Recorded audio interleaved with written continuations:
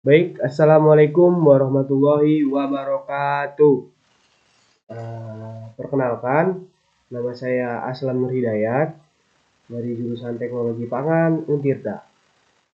Kali ini saya akan menjelaskan mengenai penentuan kadar vitamin menggunakan metode HCN/NaOH. Hal ini justru kita jarang terdengar ya teman-teman. Metode vitamin ini menggunakan HCN/NaOH. Baik, di sini saya akan sedikit menjelaskan apabila memang ada salah atau kekurangan. Mohon maaf, karena saya juga masih tahap pembelajaran teman-teman. Baik, selanjutnya yaitu di sini ada pendahuluan mengenai vitamin. Vitamin merupakan nutrien organik yang dibutuhkan dalam jumlah kecil untuk berbagai fungsi biokimia dan yang umumnya tidak disintesis oleh tubuh, sehingga harus dipasok dari makanan. Vitamin dapat dibagi menjadi dua jenis teman-teman, yaitu vitamin larut lemak dan juga vitamin yang larut air. Vitamin larut lemak dapat larut dalam lemak serta disimpan dalam lemak tubuh, sedangkan vitamin larut air tidak dapat disimpan dalam tubuh, sehingga harus diperoleh dari makanan. Biasanya kalau nggak salah vitamin yang larut lemak itu seperti vitamin B, vitamin A, yang itu ya teman-teman. Dan untuk yang vitamin larut itu seperti vitamin C. Oke, next. Selanjutnya ada pentingnya penentuan kadar vitamin teman-teman. Kenapa sih kita harus melakukan kadar vitamin ini? Yang pastinya ya, yang pertama menurut saya itu yaitu menjamin kualitas produk. Apakah sudah sesuai standar atau belum teman-teman? Begitu. Nah, yaitu memastikan produk pangan, minuman atau suplemen memiliki kadar vitamin sesuai dengan label dan standar mutu yang ditetapkan. Nah, kadang kan kita membeli produk asal-asalan kan teman-teman nggak tahu nih vitaminnya ada berapa gram, berapa persen di produk tersebut. Pentingnya penentuan kadar vitamin. Lalu dua, keamanan konsumen. Menghindari risiko kesehatan akibat kekurangan atau kelebihan vitamin terutama pada kelompok rentan seperti anak-anak, ibu hamil, dan lansia. Nah, kita nggak tahu nih takarannya untuk ibu hamil berapa persen, untuk anak berapa persen, untuk lansia berapa persen. Yang ditakutin bisa nanti kelebihan yaitu toksisitas ataupun kekurangan defisiensi dari vitamin teman-teman. Lalu ada regulasi dan kepatuhan hukum. Yang ketiga, kenapa harus ada penentuan kadar vitamin?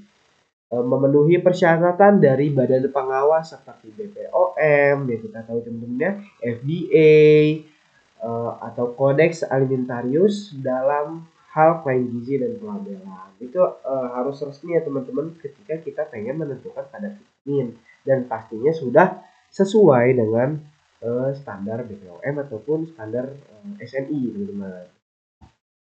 Selanjutnya ada pengertian senyawa HCN. Asam cyanida merupakan senyawa kimia yang beracun yang mengandung gugus cyanomin CN di mana atom karbon berikatan tidak rangkap dengan atom nitrogen dan terhubung dengan atom hidrogen dan terikat dengan atom hidrogen teman-teman. Struktur ini membentuk molekul hidrogen cyanida yang bersifat sangat beracun dan mudah menguap. Gugus cyanida sendiri merupakan ion poliatonik bermuatan negatif yang dikenal sebagai anion cyanida yang dapat terbentuk melalui ionisasi HCN, teman-teman.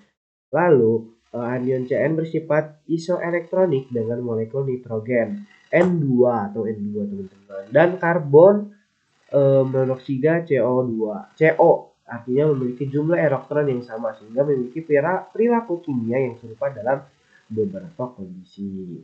Karena sifat HCN ini toksik ya teman-teman, banyak digunakan di industri ini dengan penting dan pengawasannya ketat teman-teman ya. Selanjutnya yaitu ada pengertian senyawa NaOH. Apa sih senyawa NaOH itu teman-teman? Pengertian NaOH adalah natrium hidroksida adalah senyawa ionik yang terdiri dari ion natrium Na+ dan ion hidroksida OH-. Senyawa ini dikenal sebagai basa kuat. Nah, teman-teman, karena dapat terionisasi sempurna dalam air, menghasilkan larutan dengan pH tinggi. NaOH berbentuk padatan putih, mudah menyerap air, higroskopis, dan sangat larut dalam air.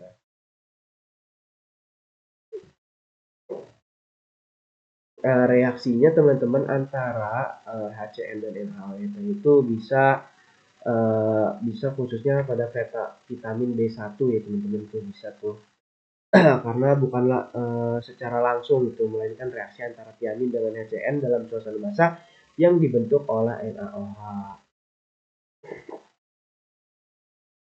Nah, yang ini ada prinsip vitamin metode HCN NaOH. Vitamin B1 tiamin ini untuk ini penentuannya bisa contohnya di B1 tiamin bereaksi dengan asam cyanida HCN dalam kondisi basah yang disediakan oleh NaOH. Reaksi ini menyebabkan terjadinya pemutusan cincin tiamin dan pembentukan senyawa turunan yang memiliki sifat fluoresen atau berwarna tergantung pada kondisi reaksi.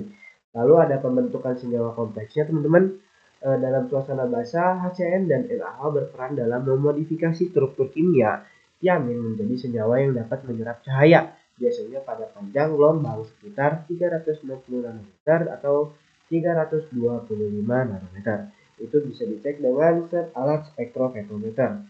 Lalu ada reaksinya, bisa dilihat teman-teman. Di sini ada senyawa tiamin plus HCN dalam senyawa NaOH, senyawa kompleks, dan menghasilkan berwarna fluoresen.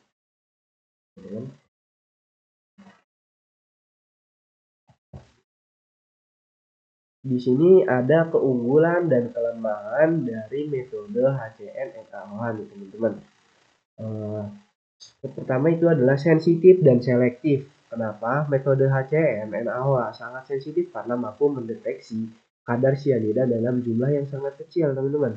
Selektivitasnya tinggi karena reaksi yang terjadi antara HCN NaOH cukup spesifik, sehingga hasil analisis tidak mudah terganggu oleh zat lain dalam sampel. Lalu ada yang kedua, cocok untuk sampel biologis dan pangan. Metode ini dapat digunakan untuk menganalisis cyanida dalam berbagai jenis sampel seperti ya darah, urin, maupun yang lainnya, seperti singkong juga, almond, dan batu aprikot. Lalu keunggulan yang ketiga yaitu prosedur sederhana dan murah. Yang kita ketahui metode ini sangat mudah teman-teman. Teknik menggunakan reagen yang mudah diperoleh seperti NaOH dan memiliki prosedur kerja yang tidak rumit. Peralatan yang dibutuhkan juga tidak terlalu kompleks teman-teman, sehingga biaya analisis menjadi rendah. Ini sangat menguntungkan untuk laboratorium dengan sumber daya yang terbatas atau untuk pengujian lapangan. Yang kedua ada kelemahannya itu teman-teman. Pastinya HCN ini sangat beracun ya yang kita ketahui. Lalu yang kedua perlu ruang asam dan APD lengkap. Dan yang ketiga spesifik hanya untuk vitamin B1. Biasanya dalam metode HCN NaOH. Kesimpulannya dari materi kali ini yaitu metode HCN NaOH merupakan teknik yang efektif dan selektif untuk penentuan kadar vitamin B1 atau tiamin karena mampu membentuk senyawa kompleks yang stabil dan mudah dianalisis. Secara spektrofotometrik, proses reaksi antara tiamin dan ion cyanida dalam suasana basah menghasilkan senyawa berwarna atau fluoresen yang sebanding dengan konsentrasi vitamin dalam sampel, sehingga memungkinkan kuantifikasi yang akurat. Namun, karena penggunaan bahan kimia beracun seperti HCN, protokol keselamatan kerja sangat penting untuk mencegah paparan bahaya dan menjamin keselamatan selama proses analisis. Baik, itu saja yang bisa dapat saya sampaikan. Kurang lebihnya mohon maaf. Wabillahi taufiq wal hidayah. Wassalamualaikum warahmatullahi wabarakatuh.